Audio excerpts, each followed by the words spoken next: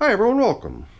We're down here in my wormery, and down here in my wormery I've got this arrangement where the oldest stuff is up here on the shelf, sort of following I guess a reverse S pattern. In the olden days, before critters started crawling into the bins that I kept down on the floor, I actually did sort of a full switchback, after which the newer things wound up over here to the right. I've since stopped using the lower area, except for these yellow buckets, which are the systems we're checking in on today. They fit so nicely in under there, and the pattern that I showed you earlier is just age. So the oldest stuff is up here, and technically those yellow buckets are out of place from that point of view. That's what this little placeholder here does.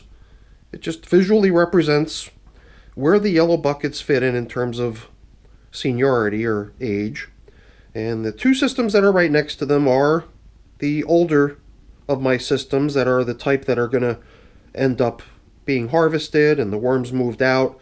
In fact, these systems are in the process of migration, and they'll be brought to an end pretty soon once we can haul the worms out and harvest the castings, at which point the yellow buckets will take over as my oldest system. And then there's always this disclaimer that it's my Vermibag Mini that's the oldest, and that's now represented with this little gadget here. It's like the tea bag that I used to make the Mosquito Dunks BTI solution with. So now I've got little miniature representations of systems that don't really fit up on the shelf.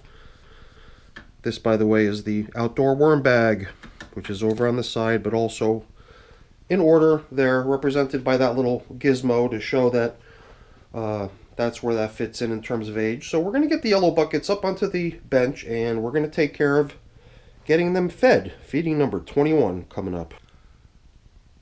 So as you might have saw earlier, the buckets are marked as buckets 3, 4, and 5.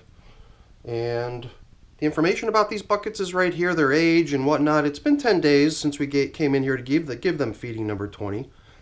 And the numbers 207 and 45 represent the periods of time that I consider to be everyday foraging, 207 days, and now the past 45 days is what I referred to more recently as fed foraging, where I don't give them any more bedding. I continue to feed them, and these little guys, even last time, were fed stuff like frozen veggies. Today I got coffee. I've got an entire carton of it here, almost. So we're going to be pretty generous with the coffee, and at the same time we'll get a chance to see how the corncob bits are doing. That was another bit of information that we didn't elaborate on much, but it was over on the green board talking about corncobs, and we experimented with trying to see if there's ways to get the corncob to break down a little bit more quickly than it does, because I guess corncob's pretty famous for taking forever. So I took the corncobs that were fed to these bins. How long ago was it? It's right here. It made it onto the margin. 214 days, the corncob day count. So yeah, over 200 days now for the corncobs. And I think we did actually encounter one that had been accidentally busted along the way. And I usually don't take a huge amount of care to avoid breaking them, but we've been lucky. After I broke one, I sort of subconsciously ended up finding myself a little bit more cautious, not wanting to bust these things. And I guess just looking at it, just the way it fits in my hand here, it just clearly feels like it's reduced in size quite a bit since it was thrown into the worm bin. And we generally manage to find 2 or 3 of them in each system, but we don't really go too far out of our way to locate them. That's a second one that I just bumped into right there. This material's got a good moisture content to it. I almost wondered if it might be necessary to come in here with the squirt bottle and dampen the environment, but I guess you can almost tell just the springtails are usually a pretty good indicator that your moisture level might be running a little bit high, and I believe that that's the case here. So, oh man, and that's right there too, right? Stickiness, when the stuff sticks to your gloves, seems like you got a pretty good chance of having a system where the moisture is running a bit high. So I pulled the corn cobs out. I don't know. Should I go rinse them off? I've been so curious to see what they look like if they're not covered in castings. And whether we've got all of them, I don't know, but finding 2 seems like a pretty fortunate thing. But we did pretty thoroughly go through all the material in here, and that's all I encountered, or at least that's all I noticed. Alright, I've got a couple wormies stuck to my fingers, but my idea for applying today's portion of coffee was just to sort of toss it in there, and then we'll cover it up. Nothing fancy. Yeah, those little guys squirm. They don't like the light, so they'll squirm out of view in short order.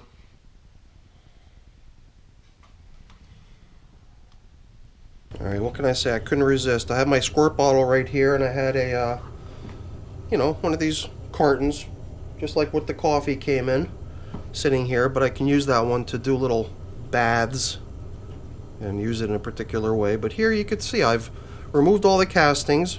They rinsed off pretty easily. You can totally see the texture of the corn where all the kernels were attached.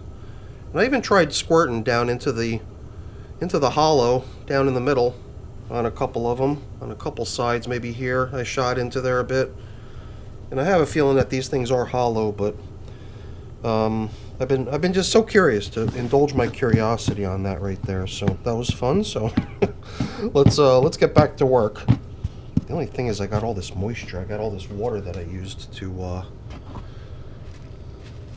rinse the corn cobs. My thinking was that this top covering paper and feeding zone indicator type stuff, coffee filter, if I share this with all 3 buckets that we're feeding today, then maybe I'll be able to do away with it in a sort of, I don't know, low impact way that doesn't add a whole bunch of moisture to our system unnecessarily, because we already have systems here that, to me at least, feel a little bit on the damp side. So, well, it seems like these top covering sugar bags, or were these flour? One of these tougher kind of bags that either the sugar or the flour comes in. They're finally starting to get broken down. They're tough. They're double bags. So let's bring over bucket number 4 and continue with today's check-in. Now with bucket 4 and 5, I would expect to see a lot of the same. Shouldn't be in for any surprises.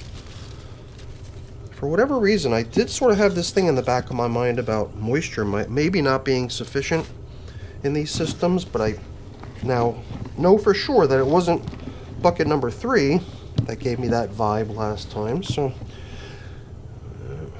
let's see here. More evidence of moisture. Even if you can't touch it, you can see all the springtails, and they thrive in high moisture situations. With these buckets with the high sidewall, when the breeze blows by, it stirs up the contents of the bucket, and has the opportunity to take some of the dampness that's trying to evaporate out of the moist material down below. And I think there's kind of like a high humidity zone. That's my assumption, is that down in a bucket like this, you've got just a little bit more moisture going on just above the surface, because there's just the obstruction of the sidewalls preventing the moisture from being swept away as easily. So the moisture, I don't know. I guess if we really wanted to dial back the moisture in these systems, we could always remove the plastic coverings. That would always be an option. This to me seems like perhaps a little bit of leftover vegetable matter from the last feeding. It was probably like a chunk of stem or something, like the stem of a cauliflower or broccoli or something. So just from the color of it, I would say cauliflower, because it's light in color. And I think we can give these little guys a little dosage of coffee here. And I had set the corn cobs that I encountered along the way aside, but then I just decided, what the heck, I'm going to keep blending, and now they're in some random location. Not necessarily where the coffee was laid in down the middle. But whatever. I think we're in good shape here. Once again, we're going to see about trying to do away with some of this moisture here by giving our top covering paper a nice little bath in this fluid. And I have a funny feeling that this just in itself, the dampening to this degree, for sure, of this piece of paper has the likelihood of making it into a pretty popular thing for the worms to come by and maybe take a little nibble out of now that it's sopping wet over here. And I wouldn't mind. We've been using these top covering pieces of paper for some time now, and they've been holding up really well. So I think we're almost ready. Yeah, let's get bucket 5 done. Bring them over and take care of getting them fed as well. So at this point, it is pretty cookie cutter, and perhaps now would be the good time to drop this thing into the dampness so that it could begin soaking. Maybe we'll even manage to get the last of it out of here, and that'll, to me, seem like a good way to manage that little bit of surplus moisture that sort of belonged to these systems, since we used it to indulge our curiosity about the corn cobs. All right, corn cob A. And at this point, this is definitely cookie cutter. I see nothing out of the ordinary or interesting or worth exploring. This is just a little interesting, a little jumble of bedding material. And you know what? I'm making an executive decision on this junk right here. I said I don't want it in here. all these systems seem like they're coming along so nicely, and I don't know how that stuff evaded detection, but I don't want to have all this bedding that still needs to be worked down. These systems are almost ready for migration, if you ask me, and I think I can make use of this bedding, who knows, right over there in another system where the stuff has time to be worked down. But I'm definitely at the point with these systems that I'm prepared to figure out a way to separate the worms from the material they're inhabiting right now. And I think the primary approach that seems to make a lot of sense is to actually remove the material from these 3 buckets and place the stuff just the way it is right now, right into some bus boxes where we can, work on initiating a migration of the worms out of the material so we can harvest their lovely castings and set them up with a nice new home.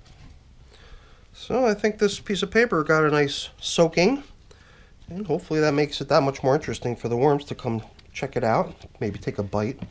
This one of all 3 sugar bags seems to be holding up the best, so perhaps the dampening will help